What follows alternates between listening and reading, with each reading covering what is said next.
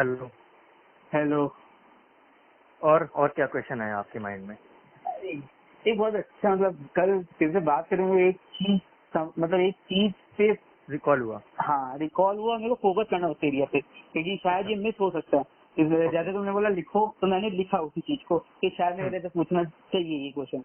तो अब ओके। देख क्या है ना कि देख, तुम बोला कि अपना वीकनेस, सपोज तुम अपना गोल कोई है तो उसको उस पर टाइम दे दो, और उसका अगर नहीं हो पाया तो वीकनेस क्या है उसको आइडेंटिफाई करो।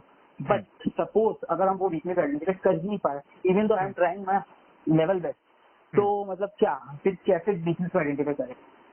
तो इसके पीछे कुछ रेफरेंस है कि ये जस्ट मतलब कि ये दिस इज मतलब कुछ कॉन्टेक्स्ट है, क्योंकि अलग अलग कॉन्टेक्स्ट में अलग अलग आंसर हो सकता है इसका। लाइक तो कोई स्पेसिफिक कॉन्टेक्स्ट में पूछ रहा है या ऐसी जनरल पूछ रहा तुम मेरा एग्जांपल ले ले अपना, कि देख हम 2 साल पहले हम सीए कर रहा था, मतलब आई है? Am okay. A CA, I am a हाँ चार्टर्ड अकाउंटेंट बाय हाँ हाँ हाँ प्रोफेशन, एंड इवन हाँ you are also chartered accountant. हाँ तो क्या हुआ कि देख अपन दोनों सेम ही अटेम्प्ट निकले, सेम ही दे रहा था, ठीक है। हाँ अब क्या हाँ हुआ, हम भी उतना ही मेहनत किया जितना तुम भी किया, ठीक है। हाँ। बट अब हम ठीक है 4-5 मार्क्स से रुका, बट हम वो वीकनेस आइडेंटिफाई नहीं कर पाया कि क्या, मतलब क्या हम इतना मेहनत करने के बाद भी नहीं हुआ।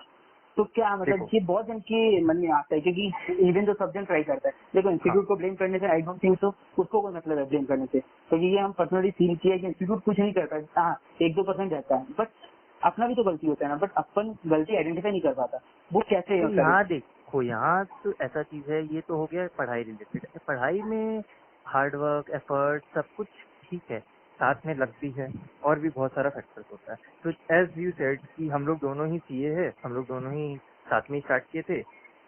किसी का पहले हो जाता है, किसी का हाँ बाद में हो जाता है। 1-2 तो अटेम्प्ट, जिसका हाँ। बाद में होता है उसको ये लगता है कि यार मेहनत तो हम लोग सेम ही कर रहे हैं, सेम ही टीचर से पढ़ रहे हैं, सेम ही बुक से पढ़ रहे हैं। फिर दिक्कत क्या है? दिक्कत सबसे पहला एक्सपीरियंसेस का होता है। दिक्कत नहीं है, मतलब एक फर्क क्या चीज का होता है, पास और फेल या सक्सेस और फेलियर में क्या चीज का डिफरेंस होता है? एक एक्सपीरियंसेस का होता है, दूसरा लक का होता है, हम्म। तीसरा हार्डवर्क का भी होता है। ऐसा आप नहीं बोल सकते कि हार्डवर्क सेम होगा तो भी फेल हो रहा है।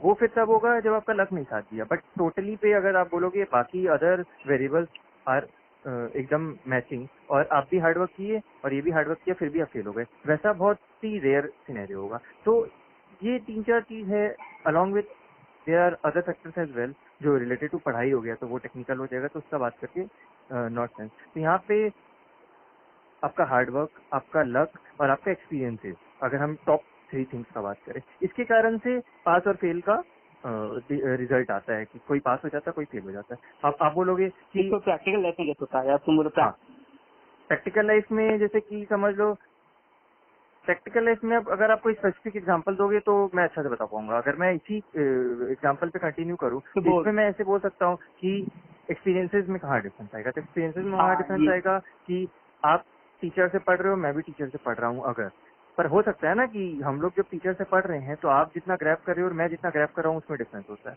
दूसरा, जब आप एग्जाम देने जा रहे हो और मैं एग्जाम देने जा रहा हूँ तो आपका माइंड कितना वर्क कर रहा है और मेरा माइंड कितना वर्क कर रहा है उस एग्जाम हॉल में, वो भी फर्क पड़ जाता है। तो ये सब चीज होता है कि जहाँ पर small small things matters a lot in these things, pass और फेल में। क्योंकि अल्टीमेटली हम लोग पढ़ जितना ही ले, प्रिपेयर जितना ही कर ले, जो मेन जिस चीज के ऊपर आउटकम बेस्ड होता है वो लिमिटेड टाइम होता है। 3 घंटा या 4 घंटा का एग्जाम होता है। वैसे ही बिजनेसेस में भी आपको क्लाइंट्स लेना हो तो आपको क्लाइंट को जब पिच कर रहे होते हैं तो वो एक स्पेसिफिक टाइम रहता है। आपको जब मीटिंग करना होता है उसमें आप कितना डिलीवर कर पाते हो। पहले तो आप जितना ही पीपीटी बना लो, बट अब क्लाइंट के सामने अगर ढंग से प्रेजेंट नहीं करते हो तो वहां पर फिर आपका सारा जो पुराना प्रिपरेशन रहता है वो काम नहीं करता है। तो ये सब स्मॉल थिंग्स होता है जो कि क्रिएट कर देता है। तो जो जैसे आपका ओरिजिनल क्वेश्चन था कि रिफ्लेक्ट ही नहीं कर पा रहे हैं कि गलती कहाँ हो रहा है, आपका हाँ क्वेश्चन ये था कि रिफ्लेक्ट ही हाँ नहीं कर पा रहे कि गलती कहाँ हो रहा है। तो रिफ्लेक्ट ही अगर आप नहीं कर पा रहे कि आपसे गलती कहाँ हो रहा है, तो वो तब होता है जब आपका माइंड एकदम डाइवर्ट। रश में आपका माइंड क्लियर नहीं है। क्योंकि अपना गलती आइडेंटिफाई करना is the easiest thing to do ना, हाँ कंपेयर टू हम लोग जब दूसरा का गलती आइडेंटिफाई करते हैं। दूसरा का गलती आइडेंटिफाई करने में आपको पूरा उसको देखना पड़ता है ना कि वो कितना पढ़ा, वो कितना एग्जाम दिया, कितना उसका नंबर आया, सब इतना फैक्टर देखते हो। और फिर देखते हो कि वो कैसा सराउंडिंग है, कैसा एनवायरमेंट है उसका, कितना उसको एडवांटेज था, कितना डिसएडवांटेज था। आपका तो आपको अच्छे से पता रहता है, तो आप अपना गलती आइडेंटिफाई करना इज इजीएस्ट। तो जब आपको प्रॉब्लम हुआ 2 साल पहले कि नहीं जब क्लियर हुआ, एक बार आपने दिया तो आपको लगा कि यार मैं कहाँ गलती कर रहा हूँ, तो वहां पर आप कैसे रिफ्लेक्ट कर सकते थे? जैसे कि ये मेरे साथ भी हुआ, ऐसा तो है नहीं कि मैंने एक बार में चेक क्लियर कर लिया। तो जब मुझसे गलती होता था तो मैंने क्या किया कि जो जो गलती मैं करता था, आई मेड श्योर कि वो सब गलती नहीं करूंगा। तो वो सब गलती नहीं करने के लिए अगर मुझे प्रैक्टिस नीडेड था तो मैंने उस पर प्रैक्टिस किया। अगर उस पर प्रैक्टिस नहीं, उस पर साइकोलॉजी रिलेटेड मेरे को अपना बहुत बार माइंडसेट रिलेटेड इश्यूज भी होता है कि लोगों को लगता है कि अरे ये चीज तो पॉसिबल ही नहीं है। तो अगर वैसा कुछ होता है तो आपको अपने ब्रेन को वायर करना पड़ता है इस तरीके से कि पॉसिबल क्यों नहीं है, तो आपको उसको देख के उसको ठीक करना पड़ता है। हाँ अगर आपका स्पीड स्लो है तो आपका स्पीड आपको इम्प्रूव करना पड़ता है। अगर आपका मैनेजमेंट स्किल्स खराब है कोई चीज को करने के लिए तो आपको उसको इम्प्रूव करना पड़ता है। तो मैंने अपने फेलियर से सीख के इस तरीके से इम्प्रूव किया so that I took lesser time हाँ आफ्टरवर्ड इन डूइंग थिंग्स।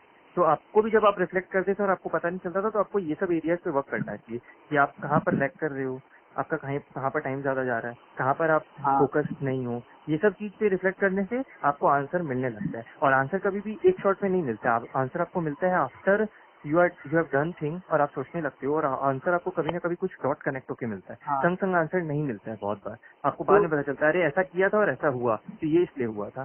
तो ये सब फैक्टर्स होता है। तो अभी मेरे को मतलब तेरे से बात करके मुझे एग्जाम्पल याद आ रहा था कि अगर तुम शार्क टैंक देखा है तो हम्म, उसमें जब बोट जो अमन गुप्ता था जब हैमर को अक्वायर करने की बात किया तो उसने अपना मोर देन 50% मतलब चेक देने के लिए उसको देने का रेडी कर दिया। बट हाँ वही वो जाके अपने वो नहीं करने की बजाय वो खुद से इम्प्रूवमेंट लाने की कोशिश करता है, खुद में देखता है कि क्या ऐसा है जो अमन गुप्ता अचीव कर दिया और अमन मेरे को अक्वायर करना चाहता है। क्योंकि अमन भी तो बेवकूफ नहीं था कि उसको अक्वायर में करके वो अपना मतलब अपना खराब थोड़ी करेगा कि उसको नहीं, यहाँ पर तो देखो, यहाँ पे तो बहुत डिफरेंस है। यहाँ पे तुम्हारा क्वेश्चन यही है कि हैमर क्यों अपना कंपनी को बेचा और इम्प्रूव नहीं किया हाँ इनफैक्ट। अगर हाँ तो यहाँ पर स्केल का बात होता है। BoAt has a market share way ahead than Hammer. Hammer के पास अगर 1% मार्केट शेयर है, अगर 100 करोड़ रेवेन्यू जनरेट करता है हैमर, तो बोट 3000 करोड़ जनरेट करता है। तो यहाँ पर हैमर को पता था। और हैमर जैसे शार्क टैंक तो ऑब्वियसली सबका फेवरेट था, तो मैंने देखा ही था ऑब्वियसली। हाँ तो उसमें जब हैमर का पिच सुना तो उसमें यही समझ में आया कि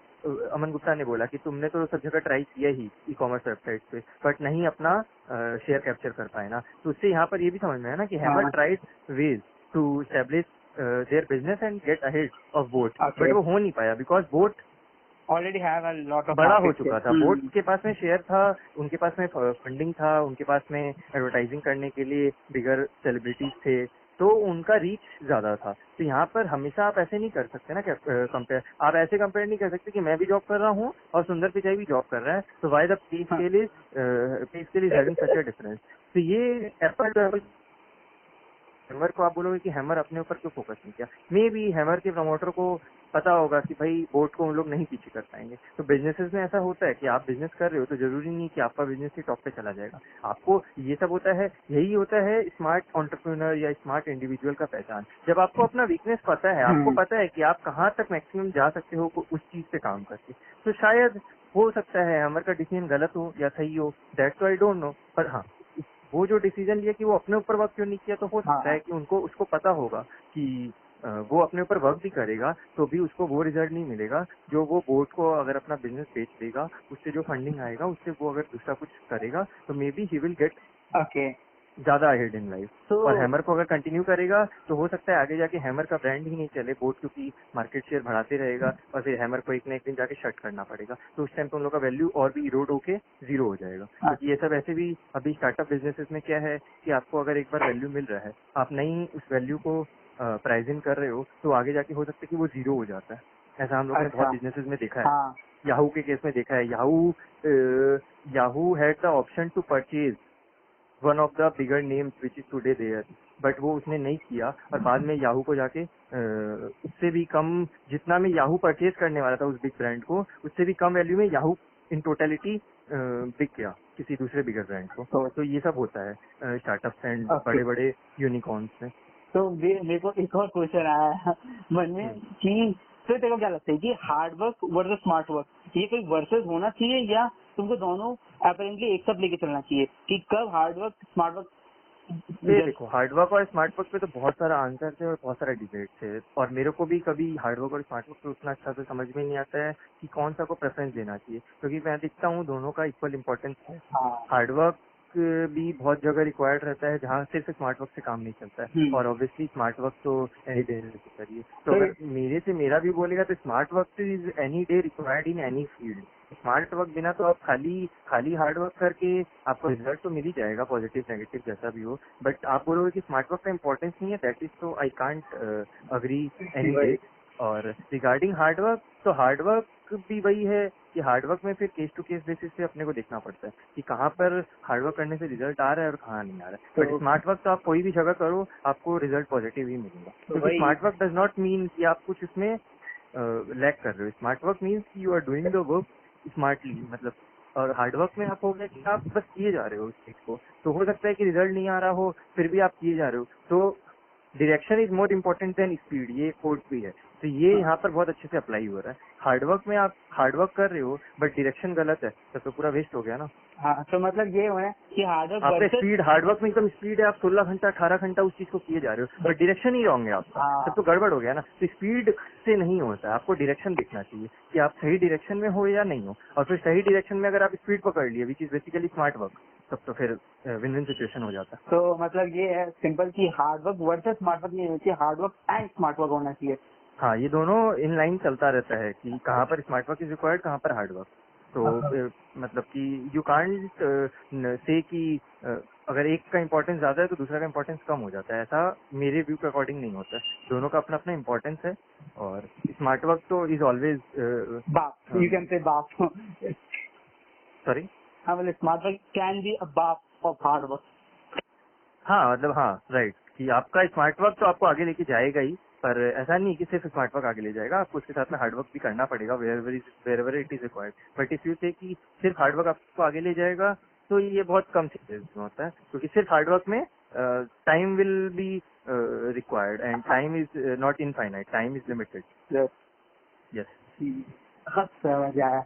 ऐसे अभी तो और भी बहुत सारे क्वेश्चन है मेरे मन में। क्वेश्चंस तो आते रहेंगे और कन्वर्सेशन तो हम लोग का चलता रहेगा, तो क्वेश्चन जब भी आए, मेरे भी क्वेश्चन आते रहता है, लिख लेता है। हाँ, कभी भी क्वेश्चन आए जस्ट बिंदास मेरे को कॉल कर लो, और लिख लो और कॉल कर लो, क्योंकि क्वेश्चन कभी भी पूछ सकते हैं अगर तुम उसको लिखेगा नहीं तो।